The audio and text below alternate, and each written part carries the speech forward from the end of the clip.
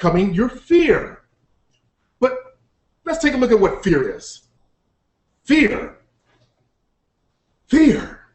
That destroying emotion called fear. Well, fear is actually a very fundamental emotion that serves a very important purpose. Very important purpose. This particular emotion is designed for our self-preservation. Without fear, people could get into all kinds of activities that are just far too dangerous.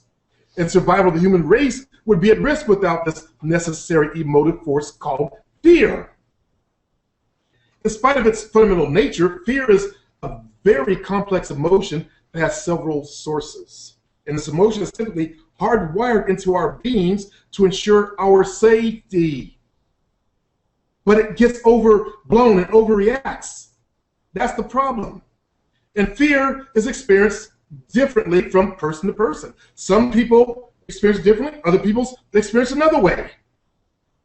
See, the body has a prominent response to the emotion of fear. The physical changes occur in the body when we feel fear, such as the autonomic nervous system kicks in gear, accompanied by the adrenal glands.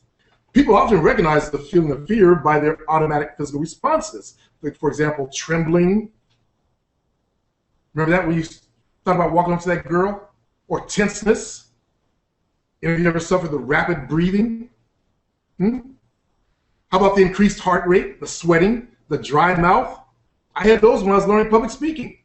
I talked about how the podium was shaking. My voice cracked like I was in puberty, although I was, I believe, 21 years of age. My legs were shaking. I had to lean on the podium just to hold me up.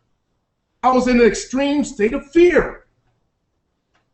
What happens is blood flows away from the brain to other parts of the body, since the energy can be better used to run or stand up to the challenge. Since the blood can flow away from the brain rather quickly, some people may experience lightheadedness and faint during extreme fear experiences. I was taught because they were cowards. I was taught because women faint because they were women. But what happens is that flight or fight or flight response, which is commonly activated during substantially fearful situation, kicks in and the blood rushes from the brain. That's what causes them to get lightheaded and faint.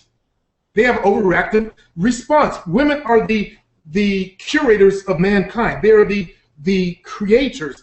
They gestate the babies. So they have a very big fear response. This response tells the body to either flee or protect oneself through force. And there ain't no way I'd stand up to